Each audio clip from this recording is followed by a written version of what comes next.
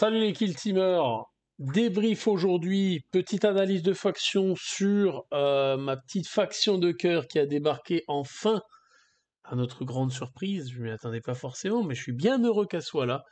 C'est notre kill team de Corsair Néantis. Qu'est-ce qu'on va apprendre sur eux? Eh ben, tout simplement déjà que de bonnes choses, hein. Qu'est-ce qu'on va avoir chez ces kill team Corsair Néantis? On va avoir un agent Félarque Néanti Corsair Néanti, donc ça va être le leader, qui sera équipé de fusils shuriken, pistolets shuriken, armes énergétiques, ou neurodisrupteurs et armes énergétiques. Nous aurons ensuite 8 agents corsaires néantis parmi le guerrier néanti qui aura pistolet shuriken, arme énergétique, ou fusil shuriken, pistolet shuriken et point. Le mitrailleur qui aura le disloqueur ou le lacérateur, je vous laisse deviner ma préférence. Le mitrailleur lourd qui aura le canon shuriken ou le canon fantôme. Et enfin, on aura le dueliste stellaire, le fauconnier kurnite, le coureur d'ongles. Il n'y a rien qui va dans cette vidéo. Le kurnati, le fatidique, l'arpentoile et le tis-esprit. À l'exception du guerrier néanti, tous les autres agents ne peuvent être sélectionnés qu'une fois, et votre kill team ne peut pas inclure à la fois un mitrailleur et un mitrailleur lourd. Et ça c'est chiant. Parce que tu peux pas avoir le combo mitrailleur lourd avec son canon fantôme et le dislocker. Ça m'embête. Parce que ça me fait dire que les Drukhari sont quand même bien, tu peux spammer les deux dislos. Mais c'est pas grave. On va regarder la suite. Donc qu'est-ce qu'ils ont comme aptitude? Ces corsaires néantis, ils sont pilleurs à Eldari. Donc ils peuvent avoir une action sprintée gratuite à l'activation concernée. Spoil alert! Ce que j'apprécie beaucoup, c'est qu'à la base, les Drukhari, les Aeldari avaient la possibilité de faire ce sprint gratuit grâce à un stratagème. Mais ça a été faqué, du coup, tu es obligé de le faire après avoir fait ton action de mouvement, etc., là, comme ça a été faqué.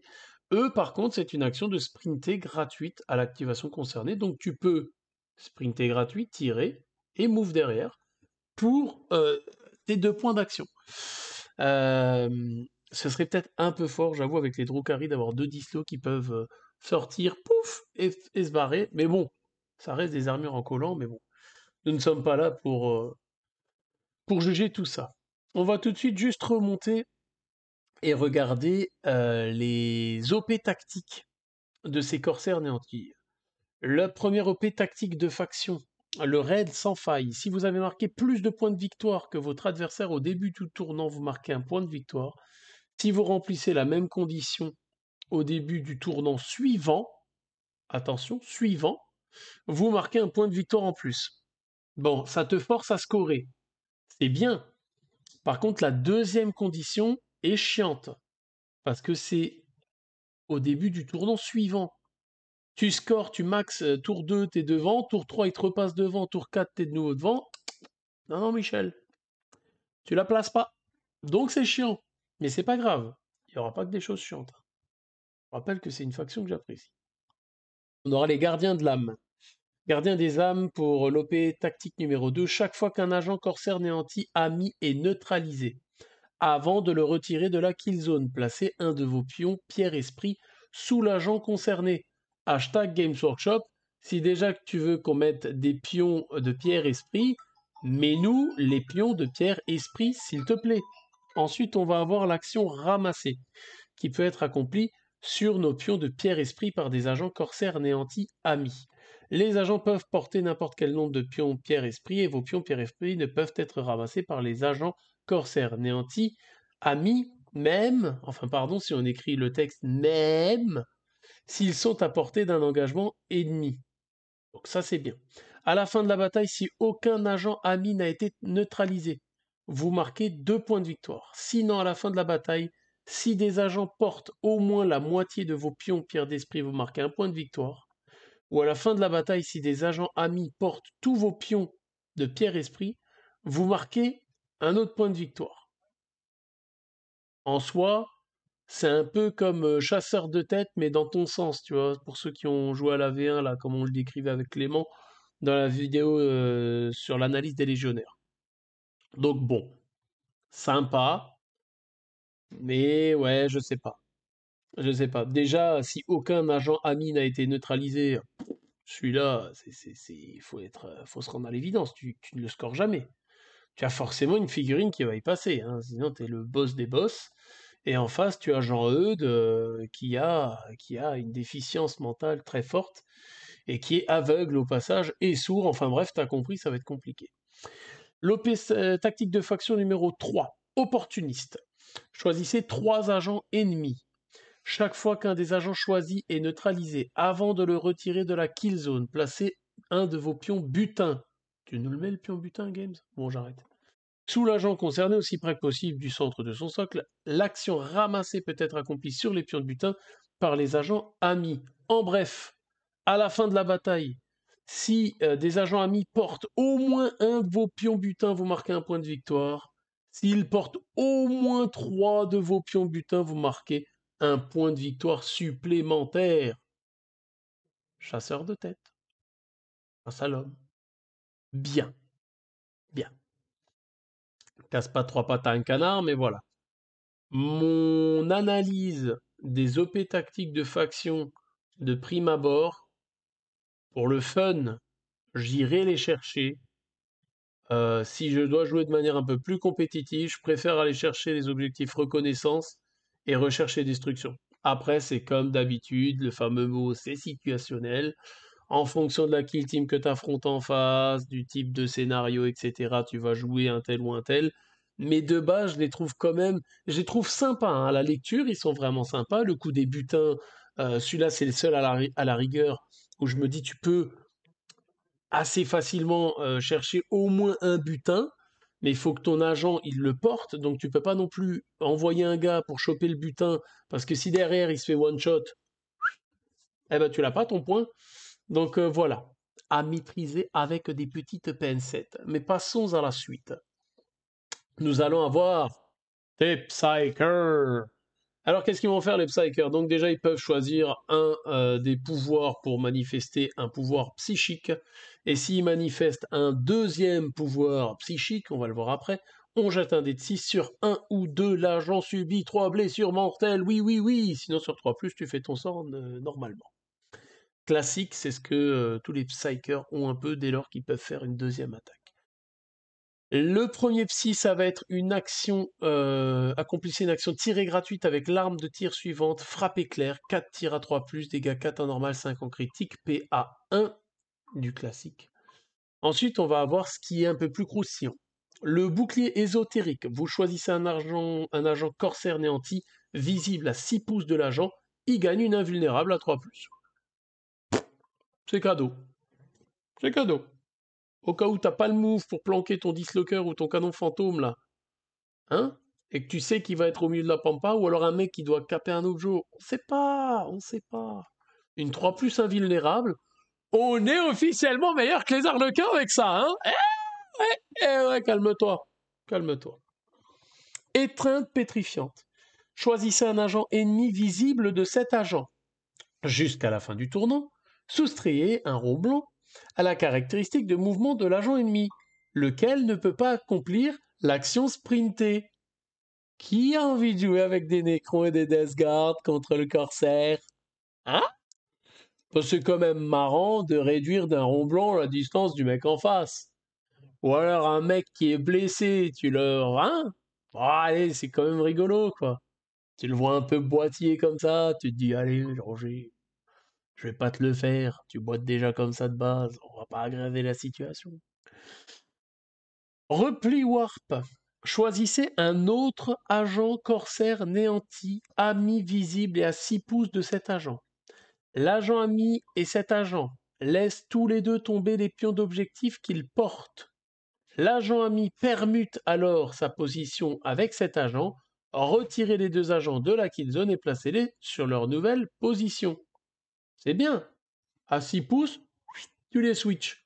Tac, tac, tac, tac. T'as un mec qui est au corps à corps, et le gars qui est pas au corps à corps, ben c'est... Enfin, ton Psyker, par exemple, est au corps à corps.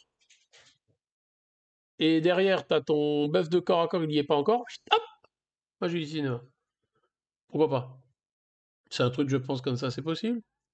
Au corps à corps, je me barre, je le fais? Normalement. Normalement, on est bon. Les subterfuges stratégiques et tactiques. Pilleur, pour un point de com, choisissez jusqu'à 3 agents corsaires néantis amis. Chacun de ces agents peut immédiatement accomplir une action sprint et gratuite. Ce faisant, si la mission jouée a des pions d'objectifs qui ne sont pas portés par des agents, chaque agent choisi doit terminer son action sprintée plus près du pion d'objectif le plus proche. De toute manière, généralement, quand tu sprints, c'est pour aller te projeter, style Deathcorp, avec le stratagème, le subterfuge sur la brèche. Ensuite, frappe rapide. Jusqu'à la fin du tournant, chaque fois qu'un agent corsaire néanti a mis combat en mêlée. À l'étape, jetez les dés d'attaque du combat. Si vous êtes l'attaquant et si la cible n'est pas préparée, vous pouvez choisir une de vos touches normales et la retenir comme touche critique. Ouais. Ouais. Si la cible n'est pas préparée. Donc sous prétexte qu'elle a déjà lâché ses mandales. Non, j'aime pas. Proscrit. Un point de com jusqu'à la fin du tournant chaque fois qu'un agent corsaire néanti a mis combat en mêlée ou effectue une attaque de tir. À l'étape, jetez les dés d'attaque du combat ou de l'attaque de tir. S'il est à plus de 6 pouces des agents amis. C'est étonnant ça. Si vous retenez une ou plusieurs touches critiques, vous pouvez choisir une de vos touches ratées et la considérer comme touche normale réussie. Donc ça, c'est ton mec qui est planqué dans un coin, solo du ghetto, hashtag le sniper. Donc ça, pourquoi pas? Pourquoi pas, n'empêche que c'est un PC pour une figue à toi qui est à 6 pouces, à plus de 6 pouces des agents amis. À voir dans la game quand tu les places. Je pense qu'il faut faire 2-3 parties pour commencer à les jouer. L'agilité à Eldari pour un point de com jusqu'à la fin du tournant chaque fois qu'un agent corsaire néanti est activé.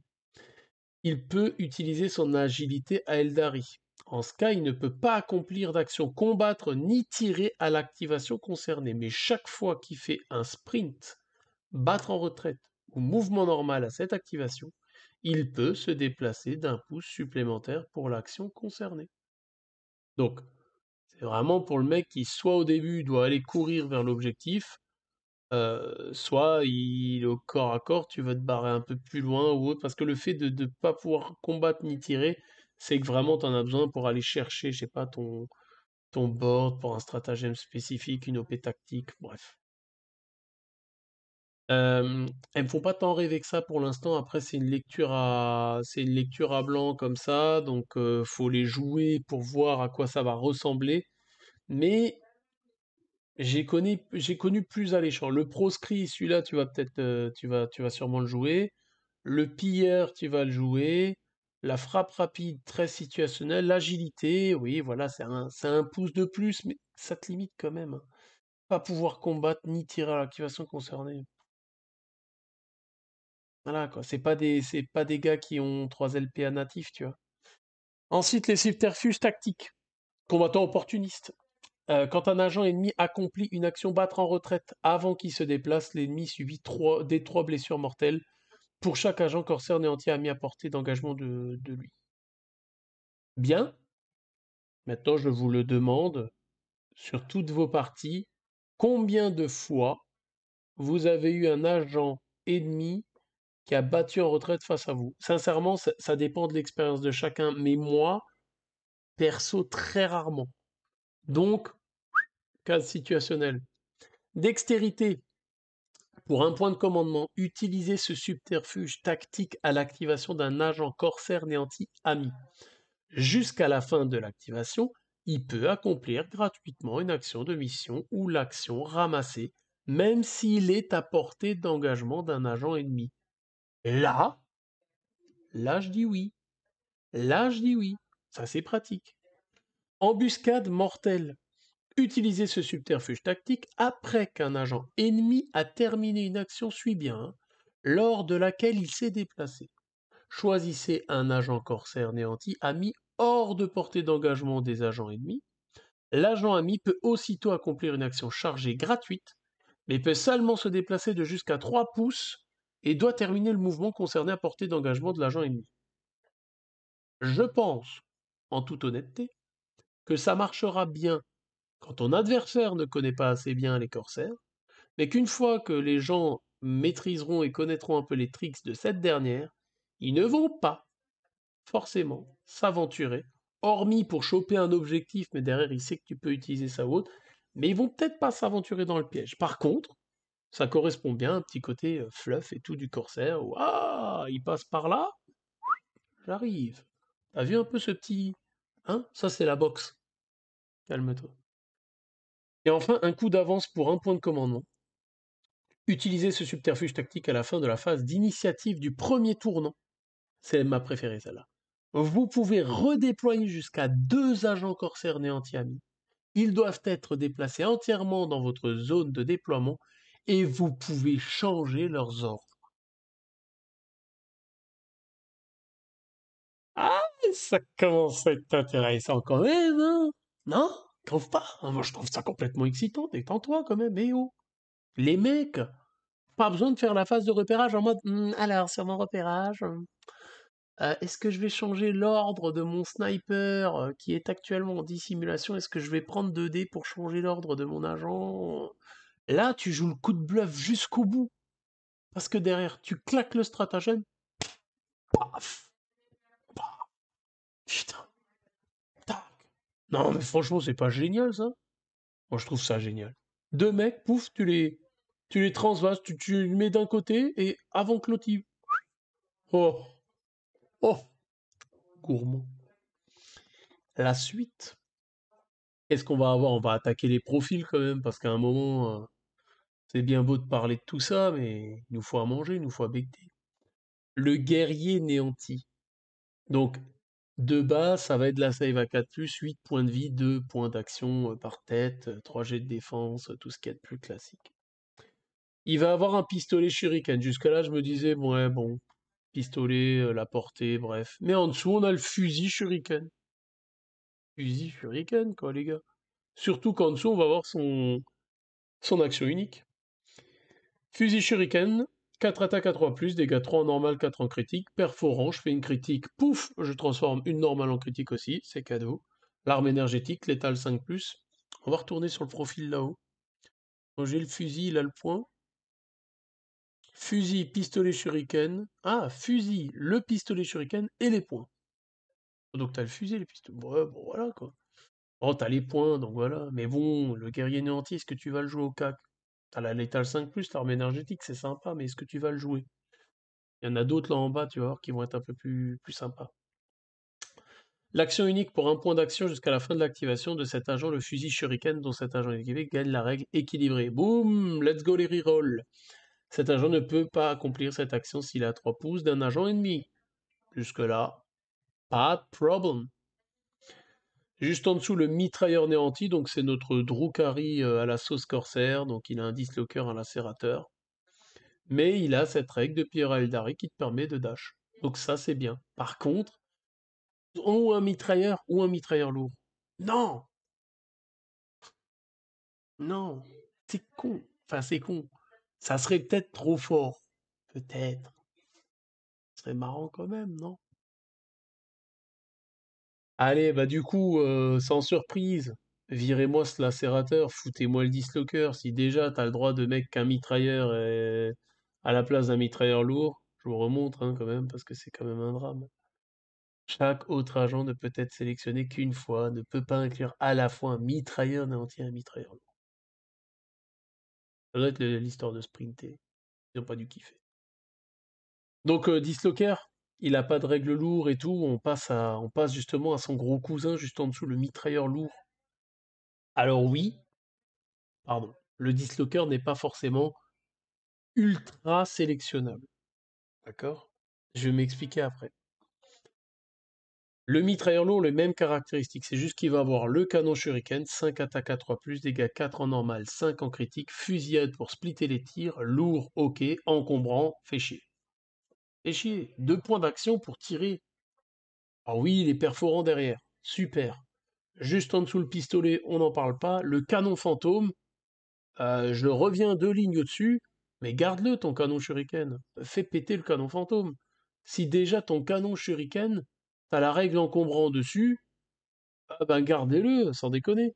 Parce que votre canon fantôme, il a peut-être un tir de moins, mais déjà il max plus les dégâts. Il fait blessure mortelle 4 et il a PA2. Donc rien que pour ça, il n'y a même pas de discussion. Mais l'encombrant, il est chiant. Alors il a 2 LPA de base, l'encombrant, ça vous coûte donc 2 points d'action, donc un point d'action supplémentaire pour faire l'action tirée. Donc le seul move qu'il y aura à faire, vous le verrez, c'est d'utiliser le petit Psyker qui donne un LPA en plus et qui lui permettra, s'il doit chercher une ligne, de faire un petit...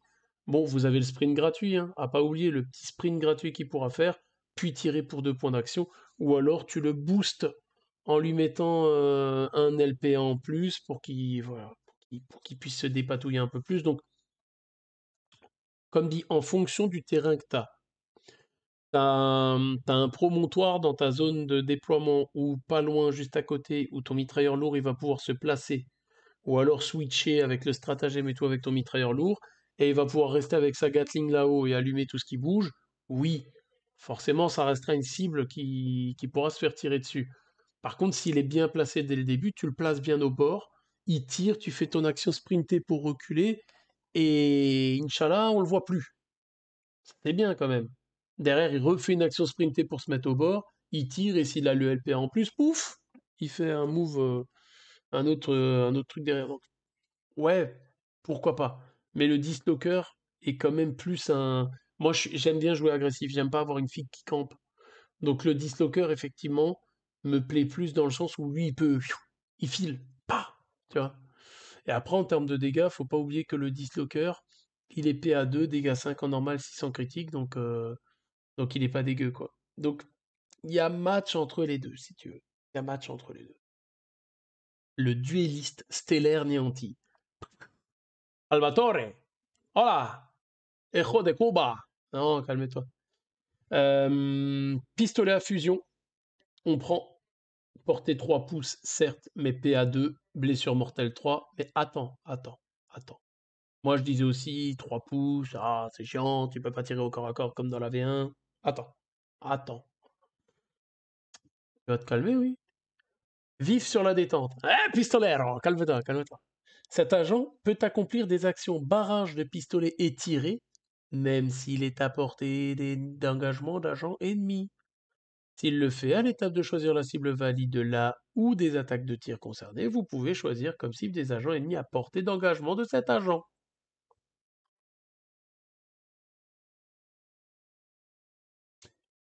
Psyker, plus un LPA, action chargée, il te reste 2 actions, paf! Barrage de pistolet pour un point d'action et t'allumes au pistolet à fusion. Calme-toi. Calme-toi, c'est pas possible. T'es excité comme une puce aujourd'hui. Le barrage de pistolet derrière pour un point d'action. Tu effectues une attaque de tir avec le pistolet à fusion et effectuer une attaque de tir avec le pistolet shuriken dont cet agent est équipé dans n'importe quel ordre. Cette action est traitée comme une action tirée. Cet agent ne peut pas accomplir cette action s'il est à portée d'engagement d'un agent ennemi, mais vif sur la détente, cet agent peut accomplir des actions barrage de pistolet tiré, même s'il est à portée d'engagement ennemi. C'est pas magnifique tout ça? Moi je trouve que c'est cool. Moi je l'aime bien le pistolero, hein. Allez, s'excite pas trop. On continue sur le fauconnier Kurnit. Kurnit? Ku- Kur- Kur- Le pistolet shuriken est l'arme énergétique. En soi, il casse pas 3 pattes à un aigle. Un aigle, lui tout seul? Tout seul sur le... Ok. Fall 2. En digging. Fall 2. Pour un point d'action. C'est quand même la seule utilité qu'il aura, mais c'est une très bonne utilité. Choisissez un agent ennemi ayant un ordre de dissimulation qui est visible de cet agent et jetez un dé de 6 en ajoutant au résultat pour chacune des conditions suivantes. L'agent ennemi est à 6 pouces de cet agent, plus 1.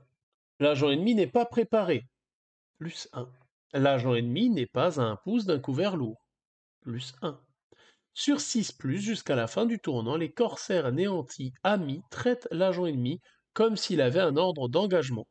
Cet agent ne peut pas accomplir cette action s'il est à portée d'engagement d'un agent ennemi. Donc, il est sympa, il te permet de mettre un mec qui est censé être dissimulé, qui sera traité comme un ordre d'engagement.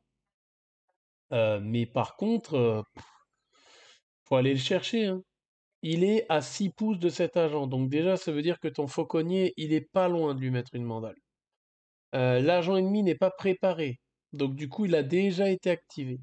Et l'agent ennemi n'est pas à 1 pouce d'un couvert lourd, ça à la rigueur c'est le plus simple que tu peux avoir. Mais il faut faire un 6+ quand même. Donc voilà, je sais que ça va pas mal comboter pour aller faire la fouine, chercher au cac, machin et tout, mais ouais, ouais. Bon, on l'aime bien, Faouchou, c'est une belle fille quand même dans l'ensemble, donc bref. Ensuite, on va avoir le coureur d'ombre néanti, mon préféré. Lui, clairement, quand je l'ai vu, je dis waouh. Déjà, regardez en bas des mots-clés. Il a vol! Eh ouais, on l'a aussi notre harlequin, les gars, hein. Qu'est-ce qu'il va avoir? Il va avoir son pistolet de shuriken, sa lame de jet, qui a porté 6 pouces quand même, silencieux, dégâts 2 en normal, 4 en critique. Euh, un mec de cac qui peut avoir une petite dague et tirer en dissimulation, que ce que tu veux de plus, râle pas. Et c'est surtout ces lames d'Ekatari qui ont létal 5+, et implacable, donc on se fiabilise bien avec ça. Dégâts 3 en normal, 5 en critique, mais alors l'action unique. Oh, oh. Tranchage pour 1 point d'action. Accomplissez une action de mouvement normale gratuite avec cet agent. Choisissez un agent ennemi à portée d'engagement duquel cet agent s'est déplacé durant le mouvement concerné. Jetez un dé d'attaque comme si cet agent combattait en mêlée. Le dé peut être lancé en vertu de la règle spéciale implacable, donc tu fiabilises ton jet. Si le résultat est une touche réussie, pouf, tu mets une petite mandale, tu frappes aussitôt l'agent ennemi choisi. C'est beau quand même. Le gars, tu l'as pas chargé au corps à corps, tu lui as juste mis une petite mandale comme ça, gratuite. Là, tu viens d'utiliser un point d'action. Derrière, en fonction du nombre de points de vie qui lui reste, tu lui lances une petite lame de jet comme ça, gratuite dans les dents, ou alors tu le fais liquider par une de tes autres filles. Franchement, sachant qu'il a vol, le mec, il... non, tu me suis pas, c'est magnifique, non? Oh. La suite.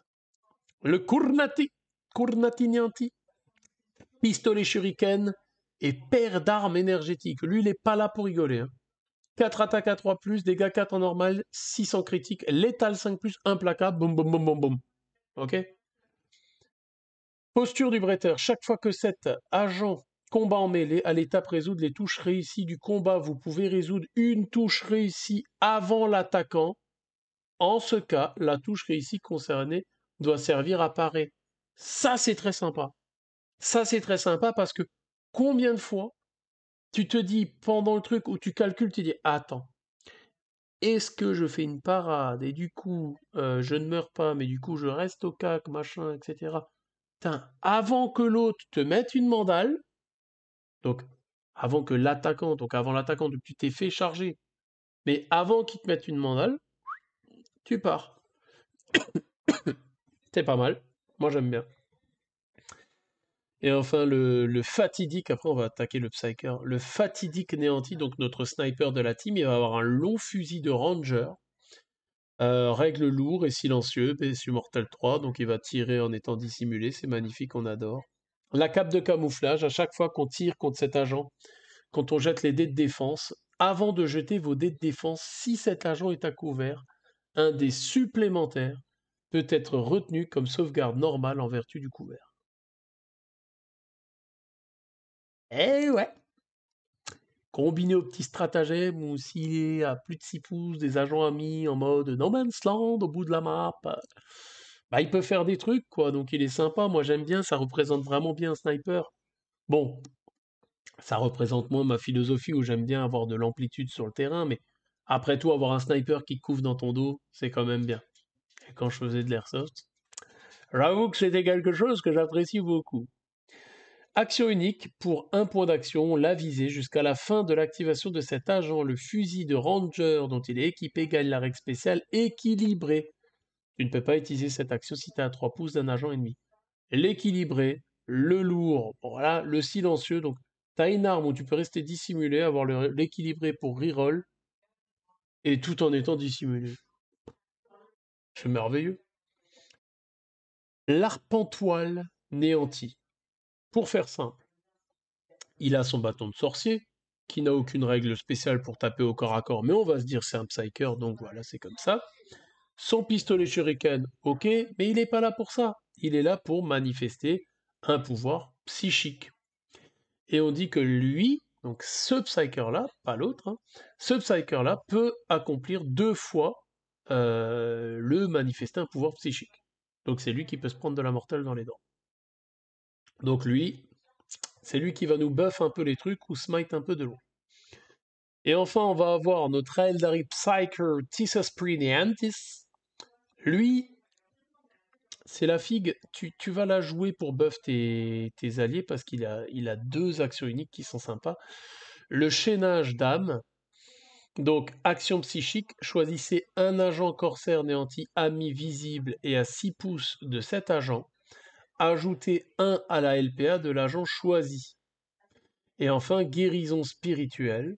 Choisissez un agent corsaire néanti ami visible à 6 pouces de cet agent. Il récupère des 3 points de vie perdus. Cet agent peut accomplir cette action 2 fois son activation, mais il ne peut pas accomplir cette action s'il a portée d'engagement ennemi. Donc, cette action-là, pour donner des points de vie, il peut le faire 2 fois. L'autre, il peut ne la faire qu'une fois. La plus importante reste quand même celle où tu donnes de la LPA à un allié. Parce que généralement, ton corsaire qui va être un peu en PLS par rapport au point de vie qui se sera mangé, récupérer un des 3 points de vie perdus, comme t'es pas sur de l'activation de groupe 2, on verra, t'as le leader qui peut activer une fois que lui s'est activé. Ouais, mais t'as quand même rarement la chance de redonner des points de vie à ta figue et que derrière elle puisse s'activer avant que l'autre te mette une mandale. Bon, à voir, à voir. Situationnel. Et enfin, on va avoir le Félarque néanti, donc le leader qui aura un point de vie de plus, qui aura son petit neurodestructeur, porté 6 pouces, PA1 étourdissant. Le fusil shuriken, pour moi, c'est quand même ce qui va au-dessus du reste. Chaque fois que, donc son avantage, c'est son aptitude, frappe coordonnée. Chaque fois que cet agent est activé, vous choisissez un agent corsaire préparé, visible et à 3 pouces de cet agent. Une fois que le Félarque il a été activé, vous activez l'agent ami préparé. Donc on peut comboter, faire une genre d'activation de groupe 2. Et enfin la visée, c'est comme pour le sniper, en gros, son fusil shuriken, il va gagner la règle spéciale équilibrée. Donc on fiabilise, ce qui me fait dire que ouais, c'est le fusil. Sachant que le fusil, hop, on revient sur la fiche. S'il prend le fusil, il a toujours son arme énergétique. Donc même s'il se retrouve au corps à corps, il sera pas en PLS.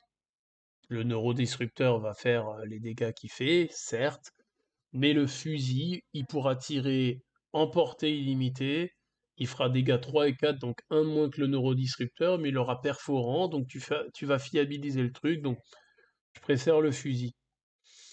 Enfin, qu'est-ce qu'on va avoir en termes d'équipement? On va avoir le manteau perdurable, 2 points d'équipement. À chaque attaque de tir contre cet agent, si l'arme a la règle spéciale torrent ou déflagration, cet agent est traité comme ayant une caractéristique de sauvegarde de 3+ contre l'attaque de tir concernée. Hey! Bonjour l'anti-grenade! Au début, je me suis dit, oh, c'est nul. Là, le lance-flamme, ouais, mais il n'y a pas tant de lance-flamme que ça. Le torrent, ouais, mais il n'y a pas de... Mais je me dis déflagration, attaque de tir, grenade. Ça marche? Sauvegarde de 3+, tu prends? T'as moins peur de la grenade, on va dire, tu vois? Ensuite, la grenade à plasma, classique, on va pas s'attarder, hein. On la connaît. Ah, d'ailleurs, voilà, la déflagration, elle est là. La lame de corsaire, 3 attaques à 3+, dégâts 3 en normal, 4 en critique. C'est pas mal pour un point d'équipement. Donc vraiment, on peut la mettre. On peut la mettre. Le sniper, il pourra toujours se défendre mieux qu'avec ses points, etc., etc. Le scanner oculaire, celui-là pour 2 points d'équipement, ça mange pas de pain, on va le mettre tout le temps. L'agent, jusqu'à la fin de l'activation de cet agent pour un point d'action, les armes de tir dont il est équipé ont la règle spéciale pas de couvert. Tu peux le mettre sur un canon fantôme. Pas de couvert, les tirs, blessure mortelle 4, blablabla. Non, c'est sympa. C'est sympa. Par contre, ça te coûte un point d'action. C'est là où ton Psyker qui donne la LP en plus, il va être pratique. Parce que tu vas pouvoir éventuellement faire ton combo de le sprint pour te mettre au bord, tirer pour 2 points d'action, mais juste avant claquer un autre point d'action pour faire ton scan oculaire. Donc ouais, pas mal. Même avec le dislocker ou autre, le pas de couvert qui... C'est quand même sympa, le mec qui est derrière le couvert, qui peut retenir une sauvegarde grâce au couvert, eh ben il y a toujours un gars qui a réussi à se sauver parce qu'il a justement ça. Donc, on prend. Ça coûte pas cher en plus pour ça. Rune de protection à chaque attaque de tir contre cet agent, quand tu jettes les dés de défense de l'attaque de tir. Si l'attaque de tir a été effectuée suite à l'action manifester un pouvoir psychique, vous pouvez relancer certains ou tous vos jets de défense. Donc celui-là, d'utilité que alors, attaque de tir contre cet agent à l'étape jetée. Ouais, c'est ça. Donc, il n'a d'utilité que si tu as du Psyker en face. T'as un Senson ou autre. Donc, en fonction de ce que tu auras en face, tu l'utiliseras ou pas. C'est 2 points d'équipement, oui, mais bon, voilà quoi. Sans plus. Par contre, tu joues contre du Grand Knight en face, c'est bien. C'est bien. Je le relis une deuxième fois pour être sûr. Chaque attaque de tir contre 7 agents, si l'attaque a été... Ouais, c'est ça. L'anti-Grand Knight pour moi. 2 points d'équipement. 2, 4, 6, 8, 10, t'en spam 5 sur ta team. Ouais, ouais, contre du Grand Knight, au cas où il veut te mettre du smite ou autre. Ouais, ça peut être pas mal. Ça peut être pas mal. Ou du Tao San, etc.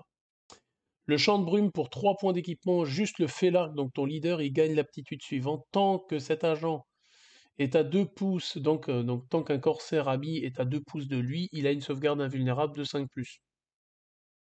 C'est bien, mais je mettrai mes points ailleurs. Ensuite, on a l'agent Arpentoile néanti seulement. L'agent gagne l'aptitude suivante pour la bataille, le Home de guide spectral. La deuxième fois qu'il accomplit, il manifeste un pouvoir psychique. À chacune de ses activations, il ne subit aucune blessure mortelle s'il obtient 1 ou 2. Donc ça c'est bien parce que ça va te permettre de spammer ton deuxième smite sans avoir peur que ça te renvoie dans les dents. Et surtout que c'est pas une fois dans la partie, c'est tout le temps. Donc c'est là où tu vois, tu as déjà le home pour 2 points et le scanner oculaire pour 2 points. Pour moi, c'est les deux au minimum que tu vas mettre, en général, hein. Et ensuite, on a la cape de guerrier mirage, agent fatidique néanti. Tant que cet agent a un ordre dissimulation, il est toujours traité comme ayant un ordre dissimulation, quelles que soient les autres règles. Pour rappel, le fatidique, où est-ce qu'on l'a? Il est là. Le fatidique, c'est notre petit sniper. Donc, c'est... je vois ça dans le cas où si ton sniper, c'est pas... T'as un terrain où tu sais que tu vas pas avoir de promontoire. Parce que si t'as un promontoire qui est pas loin, tu vas le mettre sur ton promontoire, généralement. Donc, tant que cet agent en ordre dissimulation il est traité comme ayant un ordre dissimulation, voilà, en gros c'est comme le strata du champ domino ou comme les Stales. Donc ça peut être bien, c'est que 2 points d'équipement, c'est sur un agent. Mine de rien, c'est une menace où tu fiabilises facilement tes tirs avec le sniper. Et parce que pour rappel, on va remonter, mais il touche à 2+, hein, si je me gourre pas. Ah, il touche à 2+, donc tu vas fiabiliser le truc, tu vas avoir de la blessure mortelle, donc c'est assez chiant pour un mec en face de se dire tu restes dissimulé, tu continues de tirer, etc. Enfin voilà, ça peut être vite chiant. En bas, on a les OP spéciales, Corsair, etc. Je vous le mets vite fait, comme ça vous pouvez un peu checker de la sorte. Les atouts stratégiques, les réquisitions, voilà. Les trucs classiques. Quand on veut jouer en campagne, comme moi maintenant, je suis dingue de campagne maintenant. Quel est donc mon avis sur cette team de Corsair néantis? Sur les OP spéciales, je suis pas friand à 100%. Voilà. Pas friand à 100%. L'aptitude de pilleur pour sprinter gratuitement, j'adore. Personne ne peut ne pas aimer ça. On a 9 figurines avec en moyenne 8 points de vie, sauf le leader à 9, sauvegarde à 4+, donc on est de la Eldari, hein, du Drokari, de l'Eldar, etc. Donc voilà, on prend. En plus, avec la flexibilité où ça ne te coûte pas de subterfuge pour sprinter gratuitement, donc c'est encore mieux. Maintenant, comment les jouer? Comment les jouer? De but en blanc avec 9 agents, qui c'est que je prends? Sachant que dans votre liste, Tis Esprit, Arpentois, Fatidique, Coronati, Coureur, Fauconnier, Duelliste, Mitrailleur, Guerrier, donc il faut déjà que tu fasses un choix de base. Donc tu as ton Félarque, certes. Tu vas avoir dedans... Allez hop, pour tester dans les premières listes, je te dirais je prends le Mitrailleur lourd pour me forcer à trouver la mécanique. Donc ça te fait un deuxième. Le Guerrier Néanti, il est bien, mais d'abord le Duelliste. Le Duelliste, troisième figue. Le Fauconnier, au début, je le jouerai.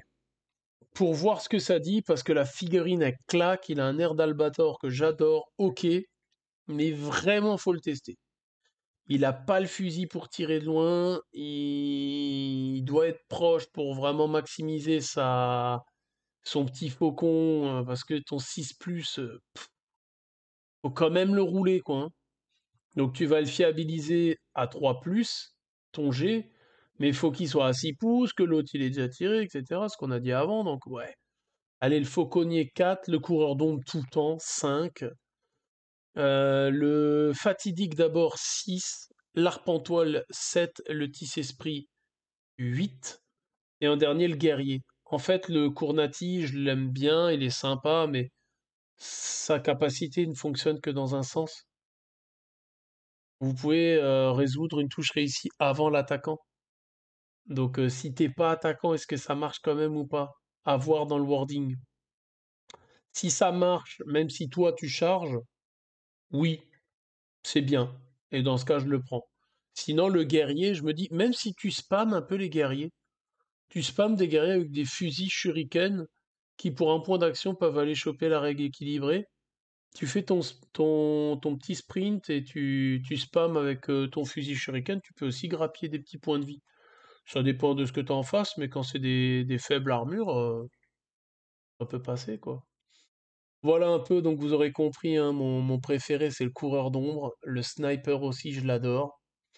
Les deux petits psychers ils sont sympas aussi, même si je pense qu'on peut se passer de l'un ou l'autre sur certaines games, ça dépend. Parce que mine de rien, c'est des gars, ils vont t'apporter du smite, ils vont t'apporter du buff, mais sur 9 figues, ça te fait déjà 2 figues en moins qui vont pas aller chercher les objets. Puisque l'autre, faut qu'il soit à portée, et à la rigueur, l'arpentoile.